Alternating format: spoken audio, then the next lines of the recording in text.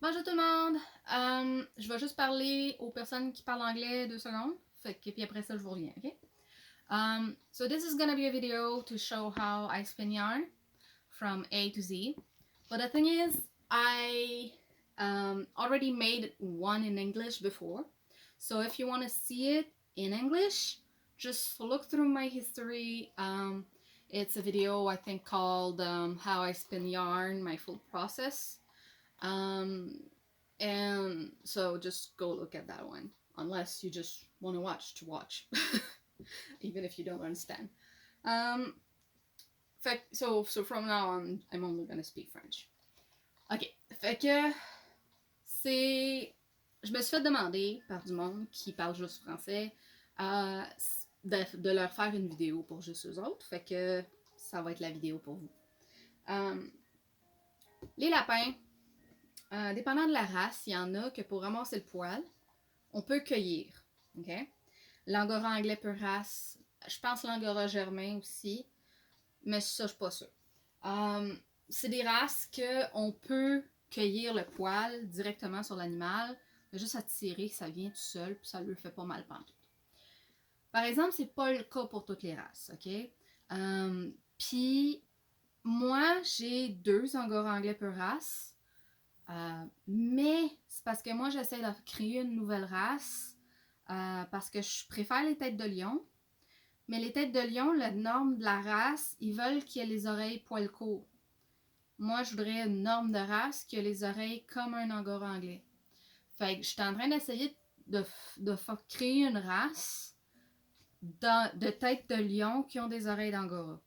À cause de ça, mes lapins sont pas peu. OK? Pour ceux que c'est super important pour eux autres là, que le lapin soit peu puis que les croisements, c'est pas correct à faire, je m'excuse. Mais toutes les races viennent de quelque part. OK? Il n'y a pas une race qui a juste apparu parfaite drette de même. Ça appartient à quelque part. Puis bien souvent, ça a commencé avec des croisements. Puis ma race, ça avance pas vite, mais c'est parce que je suis seule à faire ça. Puis je fais mon possible. Puis en même temps, je veux pas être demander à mes lapins de faire des lapins à toutes les 2 secondes parce que oui, ça irait plus vite sur mon projet, mais ce serait pas correct. Fait que je prends mon temps, mais ça fait que mes lapins sont pas peurs. Puis je peux pas travailler là, justement que ça soit du poil facile à cueillir parce que c'est pas ça le but de ma race que j'essaie de faire. Fait que c'est vraiment pas ça sur quoi je focus. Sur ce que je focus, c'est les traits esthétiques puis la personnalité. C'est ça mon focus quand je ramasse. Puis là, ben, ça fait des lapins qui ont du poil, dépendant d'un lapin à l'autre, le poil est pas pareil. Mais moi, ça me dérange pas, ok? Je vends pas mon poil. Fait que le poil que je file, c'est juste pour moi. Moi puis mon père. Fait que les normes, ce que quelqu'un préfère, les valeurs, etc., je veux pas qu'on discute là-dessus. C'est pas ça mon but, ok? Je fais juste expliquer d'où mon poil vient, pourquoi il est comme ça, puis etc. L'autre affaire aussi, c'est que moi, vu que mes lapins sont pas purs, justement, ça fait qu'ils peuvent pas être cueillis. Fait qu'il faut que je les rase. Puis à cause qu'il faut que je les rase de toute façon, j'ai pas besoin des brosser. Oui, ils font des nœuds, des fois, ok? Ils vont surtout autour du cou et en arrière des oreilles. Ça, je coupe au fur et à mesure. Okay? Dès qu'il y a un nœud qui se forme, je le coupe tout de suite. Fait que ça, moi, avec mes lapins, l'entretien est pas super. Je suis pas comme Michel avec ses lapins qui a blow à tous les jours. J'ai pas l'énergie de faire ça. Okay? Ma santé me permet pas de faire ça avec la quantité de lapins que j'ai. Puis de toute façon, avec des têtes de lion, ils font pas vraiment de nœuds, eux autres. À moins qu'ils soient dans un environnement pas correct. Là. Mais fait que ça fait que mes lapins n'ont pas tendance à faire tant de nœuds que ça. Puis quand ils en font, je les coupe. Puis ça finit là. Puis là, ben, quand vient le temps du rasage, moi, je fais ça au ciseau parce que je déteste le rasoir. Puis le bruit du rasoir, ben déjà, ça stresserait l'animal. Mais moi, si en plus je suis stressée, ça marchera pas. Fait que je fais ça au ciseau tranquillement. C'est long. Si le lapin a besoin d'un break, je donne un break. Puis ça finit là. Fait que ça, c'est d'où provient mon poil. Et à cause de toutes ces circonstances-là, ça fait que mon poil, des fois, il y a des particules de foin, il y a des petites cochonneries à travers, ou des fois, je trouve un petit nœud. Vidange. Regarde. Tout. Oups, là, je suis désolée. Tout ça, là, en haut, là. La boîte qui est là-bas. La boîte qui est là. Puis, j'ai plein de sacs de Ziploc dans ce vaisselier-là. C'est tout du poil de lapin. Ce qui est dans... Il y a une boîte que c'est des Rolag. Tout le reste, c'est du nuage. OK? J'ai tellement de poils. Puis encore une fois, c'est parce que là, ce qui joue, c'est ma santé. Parce que j'ai juste pas l'énergie de tout filer ça. Je m'excuse pour la caméra qui a shaké, OK? Fait que c'est ça. J'ai juste pas l'énergie de travailler là-dessus tant que ça et si souvent que ça. Mais bon, je fais mon possible, puis quand je travaille, ben j'essaye, puis j'arrive à en faire, puis tu sais. Puis éventuellement, ben, je suis capable de faire de quoi avec. Que c'est ça. Bon, fait que là, ça c'est ça. Fait que pour commencer, une fois qu'on a notre poêle, quand on a notre poêle de lapin, pour ceux qui c'est brossé, des restants de brossage, quand c'est rasé, si c'est cueilli, si le lapin est mu, puis vous aurez ramassé ça à poignée parce que le lapin a mué, name it. Ça peut être du poil de chien aussi. T'sais, en longtemps que le poil il est plus qu'un pouce de long. Généralement, le minimum pour pouvoir filer qu'on veut, c'est comme un pouce et demi minimum. Puis là, après ça, c'est ce qui travaille le mieux. Pour moi, c'est si c'est en bas de 3 pouces, mais je me ramasse souvent avec du poil de 4-5 pouces. Regarde. Ça, c'est pas grave. Si c'est plus long, c'est pas grave. Ça donne juste plus de solidité, puis c'est plus dur de séparer les fibres. Mais ça, c'est pas vraiment un problème. Mais le minimum, c'est comme 1 pouce et demi. Parce que si c'est du poil plus court que ça, ben là, c'est du poil qui est trop rigide, puis ça fait pas une belle laine. Fait que c'est ça. Fait que, ça nous prend 2 brosses. Celle-là est déjà partiellement chargée, c'est pas un problème. Puis là, ben, je prends du poêle. Je vérifie qu'il n'y a pas de cochonnerie. Vite fait. Je les pogne pas toutes. Ensuite, je m'installe sur ma brosse. Petit peu à la fois. Ça, c'est assez pour l'instant. Là, je prends mon autre brosse, puis à contresens, je brosse de même. Puis là, c'est de continuer de charger. Ça, c'est l'étape numéro 1 pour moi. Okay? Parce que moi, j'aime ça travailler avec des Rolag. Puis, mais c'est pas obligatoire. Il y a des fileuses là, qui sont vraiment bonnes, qui peuvent prendre le poil directement du cloud. De un, je suis pas assez bonne pour ça. Puis de deux, ben, vu que mes lapins, à cause que de la manière que je ramasse mon poil, le fait que je les laisse se promener dans le bois, puis qu'il y a un peu de foin ou de végétation poignée dans le poil, ou que des fois il y a un petit nœud, ça fait que c'est plus compliqué de dire que je ramasserais le poil du cloud. De la laine qui viendrait genre de Michel, peut-être. Je peux pas être sûre, j'ai jamais eu de sa laine à elle. Mais quelqu'un qui blow puis qui brosse ses lapins, cette laine-là, t'es probablement capable de juste l'affiler à partir du nuage. Parce que c'est une super de belle laine propre. Mais c'est pas le cas avec ma laine. Fait que moi, je fais l'étape supplémentaire de dire que je fais des Rolag. Oui, c'est beaucoup plus long parce que ça rajoute une étape. Mais moi, je trouve ça relaxant faire ça. Fait que c'est pas vraiment un problème. Puis, ça me donne la possibilité justement de nettoyer si je trouve des particules. Puis aussi, c'est que ça l'aide à faire que la tension de mon fil est plus régulière. Parce que quand tu es avec le nuage, veux pas, avec le nuage, le débit du poil que tu ramasses va varier. Puis à moins d'être une vraiment bonne fileuse, c'est peut-être pas très évident d'avoir un débit uni. C'est pour ça que moi, je suis pas assez bonne pour ça. Même si mon poil était... Des fois, j'ai du poil qui est vraiment beau, puis je m'essaye, puis j'aime pas ça. Fait que moi, je fais des roll-lags. Que ma brosse, une fois après avoir rempli plusieurs fois, là, ça n'a pas pris plusieurs fois tant que ça, parce que mon autre brosse était déjà pleine. Fait que j'ai eu moins besoin de la remplir, parce que c'était déjà moitié rempli. Fait que là, j'ai 2 petits bâtons. C'est des bâtons de fibre de verre que j'ai eu d'une job de couture que j'avais un temps. Des retails qui allaient au vidange. Mais n'importe quel bâton peut faire l'affaire. Au pire, vous pouvez utiliser des chopsticks. C'est des baguettes. C'est des petits baguettes. Nowhere. On rentre un petit bâton en dessous, entre la brosse et le poêle. Puis l'autre, il va par-dessus, là où est-ce que les dents de la brosse finissent. Pour faire sandwich sur le poêle. Puis là, on tourne.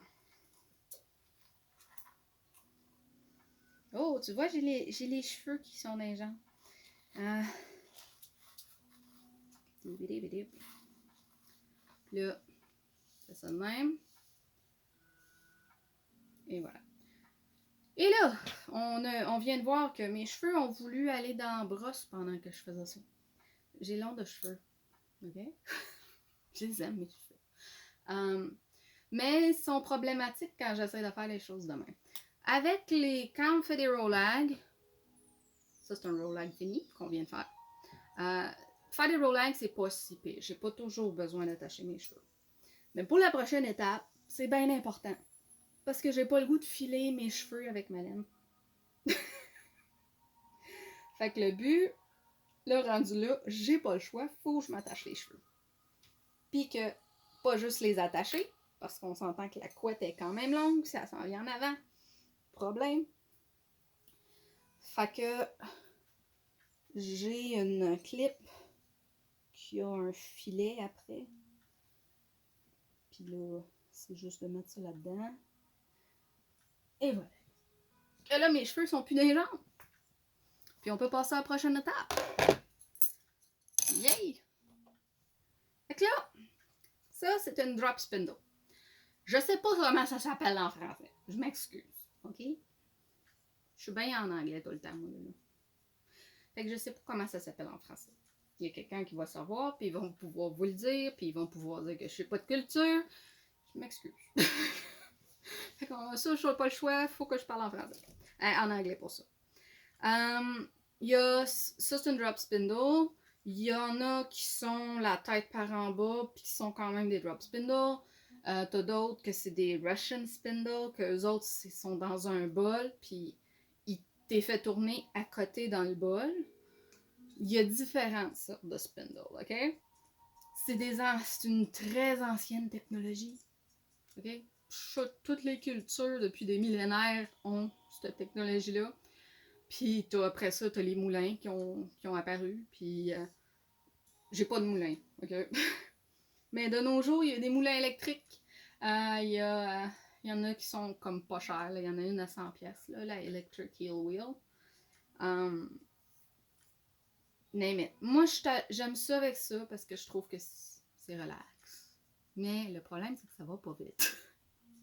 Fait que pour quelqu'un qui essayerait de produire, ça marche pas. Ils vont vouloir un moulin, puis surtout un moulin électrique pour quelqu'un qui veut produire. Mais bon, c'est pas tout le monde qui fait tout pareil. Hein? Là, comme vous voyez, j'ai déjà un peu de fil de fait.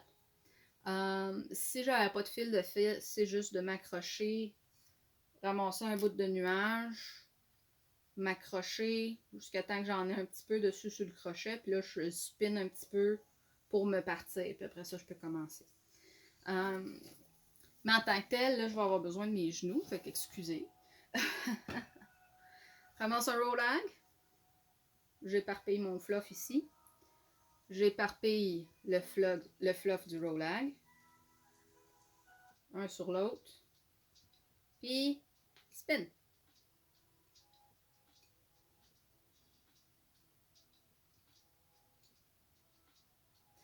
Des fois, quand on part puis ça fait longtemps qu'on n'a pas travaillé, c'est vraiment utile de mettre plus de spin dans le fil puis de le mettre entre nos genoux comme ça, comme je viens de faire. Ça aide.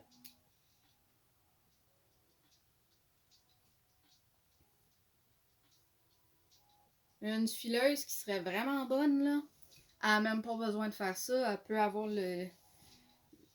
la spindle qui se rend jusqu'à terre, puis elle continue de filer.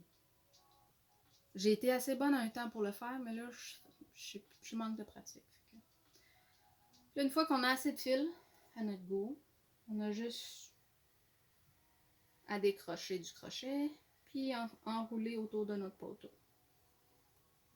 Tada! Ça, ce que je viens de faire, ça s'appelle un ply. Encore une fois, je ne sais pas les termes en français, je m'excuse. Là, il y a un ply, c'est pas solide, ok? La seconde que le spin se défait un petit peu, ça va casser. La seconde, tu tires un peu trop fort, ça va casser.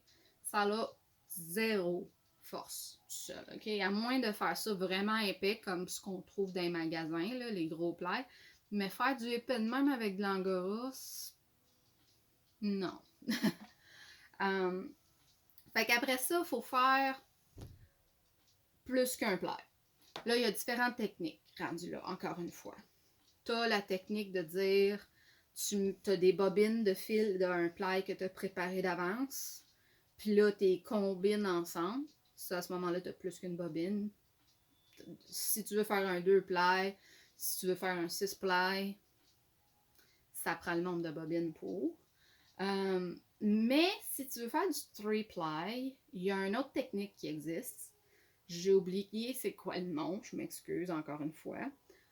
Mais tu pourrais faire un 3 ply avec 3 bobines. Ça marcherait. Mais cette technique-là permet de dire que tu fais un 3 ply avec une bobine. Et j'adore cette technique. Que ça, c'est du 3 ply qui a déjà été fait. Okay, qui est déjà entamé. Là, il faut que je me retrouve. Si tu regardes ici, j'ai un petit loop qui est encore là, puis après ça, j'ai du fluff. Fait que ce qu'il faut que je fasse, il faut que je récupère mon loop. Puis là, après ça, je connecte mon fluff ici. Puis que je les spin ensemble pour qu'ils soient attachés ensemble. OK. Puis là, je récupère mon loop. C'est toujours quand on recommence que c'est difficile. Hein?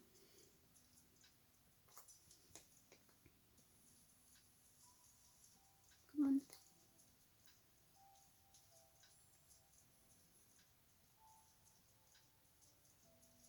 on. OK, je l'ai. Comment on fait? Ça arrive souvent.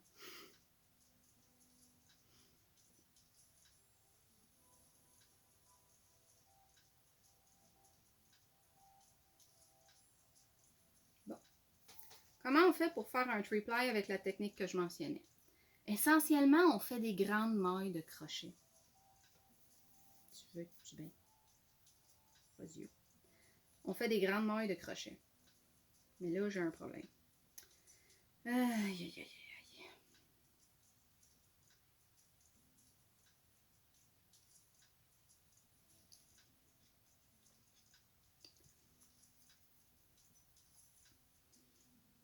Reste ensemble, s'il te plaît. Que là, je vais juste me partir pour qu'ils se tiennent.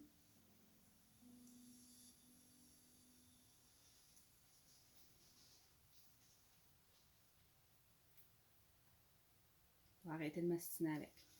Bon, OK. Je disais. Essentiellement, c'est on fait des grandes mailles de crochet. OK? Là, on a un loop d'un côté. Là, il est petit, OK? Mais je le pars petit parce que là, vu que je pars, vu que justement j'avais le gossage. Mais on peut faire des très grandes mailles. OK? tant que notre fil veut bien venir puis rester en un morceau. Si ça bloque, là en ce moment il est bloqué parce que le fil avait une bosse dedans. Je l'arrête là, c'est pas plus grave que ça. OK? Là, je tiens mon loop que je viens de me sortir. Puis là, il faut que je spin dans le sens contraire que j'ai filé mon premier pli. Puis là, je spin ça ensemble. Et j'ai un 3 ply. Ça a de la force. Ça, c'est fort. OK? Rendu là, ta laine est faite, est belle. Si la tension de comment te spinner quand il était un ply versus quand il est rendu en 3 ply, si tu fais ça avec puis ton fil reste dans la main, c'est juste parfait.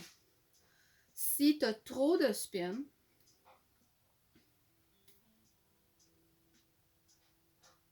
là j'en mets vraiment beaucoup, la seconde ça va se ramasser de même.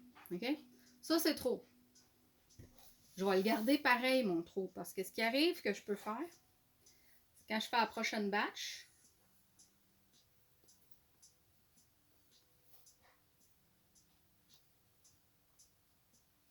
le spin se transfère en montant. Et que ça va équilibrer la patente. Mais là, il faut que j'arrête parce que c'est rendu trop loin. Est-ce que j'ai encore trop de spin? Oui, j'ai trop de spin encore. Mais c'est pas si pire. Puis de toute façon, ça, avec le temps, pendant que c'est sur la bobine, ça va se stabiliser, puis ça va être correct.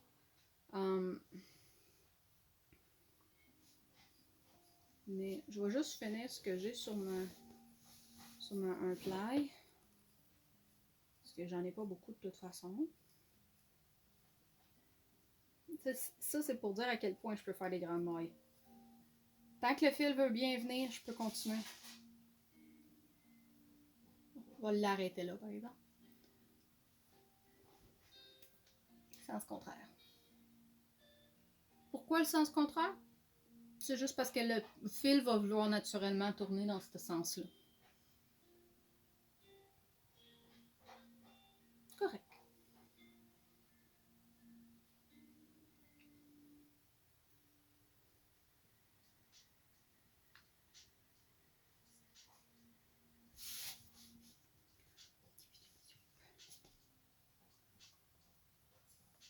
J'ai plus de fil.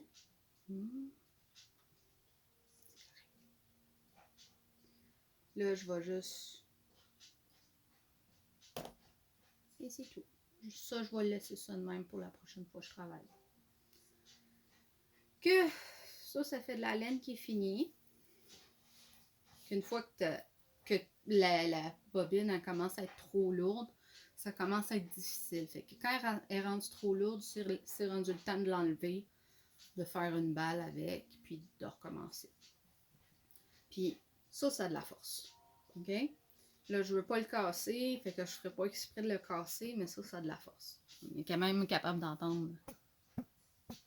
de l'entendre snapper. Moi, ma laine, je la fais 100% Angora. Ah, puis en passant, quand il est bien spiné correct, il veut pas se despiner. S'il est trop spiné, il va vouloir se despiner. S'il est pas assez spiné, il va vouloir spinner.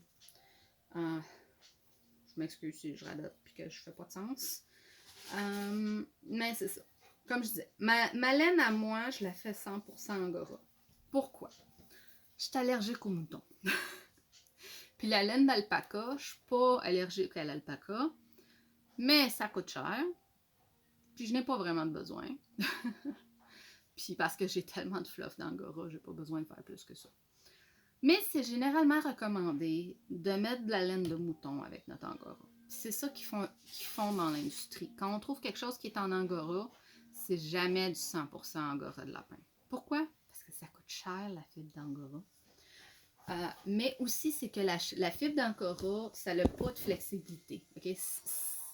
Le fil, là, il n'est pas élastique du tout. Alors que de la laine de mouton, ça a une élasticité que ça fait que la laine, elle fait boing, boing, puis elle met un petit peu de stretch dedans. L'Angora, ça fait pas ça. Fait qu'en mélangeant les deux fils, ça permet d'avoir un blend qui est intéressant. Mais comme je dis, je suis allergique au mouton. Je ne veux pas mixer. Puis, on est capable de mixer, mettons, avec du coton. Mais pour monsieur, madame, tout le monde, c'est pas nécessairement la meilleure chose à faire non plus. Fait qu'on a plus... En tout cas, moi, je reste en 100% Angora parce que c'est ça que j'ai décidé pour moi. Après ça, ça dépend de la fileuse. Puis comme je disais, si vous avez un chien qui a bien du poil, genre un husky, un name it, un chien qui mue, là, qui a du poil long, là, vous pouvez mettre ça avec votre Angora aussi. Si vous avez un chat qui mue, peut-être, c'est pas obligé d'être un lapin. Mais c'est ça. Puis, si on veut mettre plus qu'une file, plus qu'une sorte de fil, on a besoin de faire des roll-lags. Parce que pendant l'étape des roll-lags, c'est là qu'on est capable de dire, bon, là, je mets un petit peu d'angora, là, je mets un petit peu de chien, là, je mets un petit peu de chat, là, je mets un petit peu de silk, de soie, excusez, je suis habituée de parler anglais. Puis là, ben, en les brossant, ça les mélange, puis ça permet d'avoir un mélange qui est pas pire égal, okay, selon le pourcentage qu'on veut faire. Si on veut faire des laines qu'on a teint à la main, puis faire un mélange de même aussi, pour que ça fasse une laine qui est chamarrée à travers, et non une laine qui serait teinte après pour faire une laine vraiment d'une seule couleur. Encore une fois, on fait du roll-lag pour pouvoir mélanger ça à ce moment-là. L'angora, généralement, on le teint pas parce qu'on trouve la couleur naturelle le fun. Mais si on veut le teindre, c'est recommandé de filer la laine puis de faire une teinture unie. Pourquoi? L'angora, ça a tendance à être un petit peu aquaphobique. Ça ramasse pas l'eau facilement, ok? Puis une fois que c'est mouillé, ça pogne ensemble puis ça fait des tapons. Puis c'est bien utile de faire des tapons pour dire si on veut faire du felting, pour faire une laine feltée. Mais c'est pas très bon pour faire de la laine. Parce que si t'es pogné avec un tapon puis t'essayes de faire de la laine avec après, ça marche pas. C'est pour ça que c'est plus recommandé de teindre après. Moi, dans mes couleurs, à cause de mes lapins, j'ai du noir. J'ai la couleur que j'appelle mon mix, qui est ma couleur grise pâle.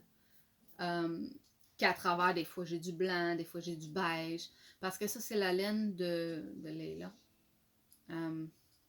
Puis Leila était majoritairement bleue, mais elle avait du blanc dans le cou. Puis à la place de séparer ça, j'ai décidé de faire une couleur mixte qui me permettait d'avoir ça avec. Puis quand j'avais des lapins qui muaient dans mes têtes de lion, genre Soma. Soma, c'est un tricolore, très saturé. Je mettais ça là-dedans aussi. Fait que ça fait du gris qu'à travers, des fois, il y a du orange, il y a du bleu. Des fois, il y a du noir plus foncé. Ça fait une couleur qui est vraiment belle. Que j'aime beaucoup. Mais bon.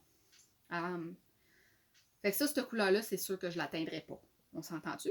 Ça, c'est une couleur qui reste nature. Pareil pour mon noir. Mon noir, le noir d'Angora, ça fait pas un noir noir. Ça fait un noir peut-être charcoal, gris foncé. Puis qui n'est pas parfaitement uni non plus, mais ça fait une très belle couleur. J'ai pas de laine de filet. J'ai un petit bout de laine de filet, mais j'ai pas de laine complète. J'ai pas une balle de noir encore. Parce que j'ai tellement de fluff que j'arrive juste pas à fournir. Puis là, ben après ça, j'ai mon blanc. Le blanc, bon, ben ça, c'est Nikita, c'est Little Ram. Puis à date, le blanc, c'était la couleur que je faisais de la teinture avec. Parce que j'ai fait de la teinture. Mais ça sera plus la couleur que je vais faire de la teinture avec. Excusez, j'ai du poil dans le nez. La raison à ça, c'est parce que Nikita est rendue très vieille. Elle produit plus beaucoup de poils. Elle commence même à devenir chauve, je te dirais. Puis tu sais, ça, je l'accueille pas, là. Elle est juste rasée, là. Fait que c'est pas que à force de cueillir, il n'y a plus de poils qui poussent. Non, non. C'est qu'elle vieillit, puis le poil pousse plus. il est coupé, là, puis là, ben, t'as du poil qui pousse, puis t'en as d'autres qui poussent plus, ou qui poussent presque pas, fait qu'elle se ramasse avec des wisps de poils à travers une surface de poils qui pousse pas. Fait que, commence à être bien vieille à cause de ça. Puis Little Ram, ben, elle est encore jeune, elle produit beaucoup, mais c'est quand même juste un lapin.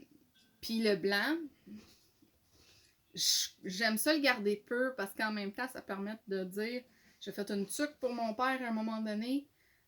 Il y avait de la laine que j'ai teint bleu marin, mais j'avais de la laine blanche qui me permettait de faire des patchs de couleurs pour faire une pattern, c'était vraiment beau. Fait que je vais garder ma laine blanche. Mais là, après ça, ce que j'ai, ça j'ai en quantité industrielle, j'ai trop de lapins. J'ai le Off-White. Pourquoi j'ai une quantité industrielle d'Off-White? Pepper puis Clovis, mes deux peurs races angora anglais, c'est des Off-White. Clovis, c'est un pointe bleu. Pepper, c'est une torte. Fait que ça fait que j'ai du poil qui m'arrive, qui est... Ça, c'est un bel exemple. Orange. Puis d'autres sections qui sont blancs. Mais même si je le mets à côté d'un blanc parfait, d'un lapin tout blanc, ça n'a pas l'air blanc parfait. Puis de mélanger ça avec mon blanc, ben ça vaut juste pas la peine. T'as aussi bien de garder mon blanc peu. Puis de dire que ça, je le garde tel que c'est. Parce que là, justement, tu sais, là, ça, c'est un spot qui est un peu gris, un peu. Ça paraît peut-être pas sur caméra.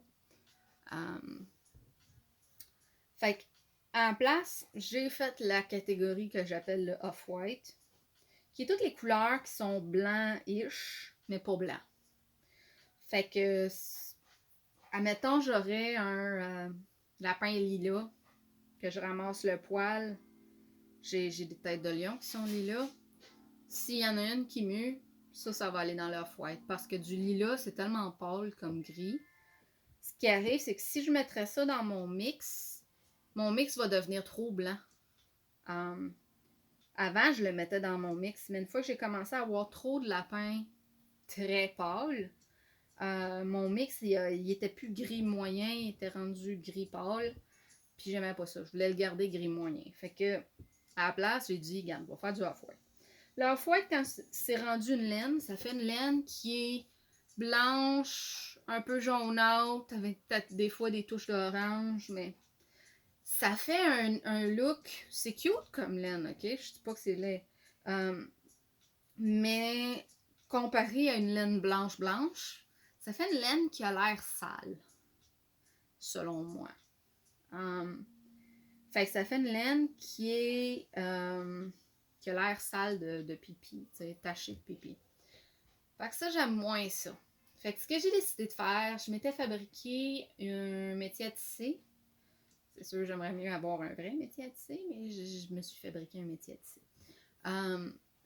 Ce que j'aimerais faire, c'est dire que à la place de faire des 3 plis, comme je faisais à date, avec le Off-White, ce que je vais faire à la place, j'ai du fil de nylon. Des grosses bobines de fil de nylon. Puis ça, du nylon, là, c'est super mince. Puis ça paraît quasiment pas. Ok? C'est tellement mince comme fil. Là. Mais ça rajoute beaucoup de force. Fait que ce que je vais faire, je vais me faire des 2 plis. Que ça va être un fil d'angora. Puis un fil de nylon. Et ça va faire une laine qui va être super petite. Parce que comme vous avez vu, j'ai tendance... Mes 1 ply sont bien minces. Fait que ça va faire des fils super minces. Mais qui ont beaucoup de solidité. Puis c'est parce que quand j'avais fait mon test avec mon métier à tisser, ma laine a cassé tout le temps. Parce que j'essayais de faire un tissu qui restait mince. Parce que c'est tellement chaud de la laine d'angora, c'est une des laines les plus chaudes au monde. Plus chaud que du mérino encore. Fait que j'avais j'avais essayé de le faire directement avec des one-ply. Mais comme j'ai dit tout à l'heure, des one-ply, ça n'a aucune force. La seconde qu'on perd un peu de spin, qu'il y a un peu trop de tension, ça casse. Puis même quand vous m'avez vu essayer de partir mon 3-ply, il cassait tout le temps au début, là, fait que il a fallu que je fasse un loop vite fait pour le tenir en place, tu sais. Fait que si je le fais 2 plis avec du nylon, ça fera plus ça. Ça va avoir de la solidité.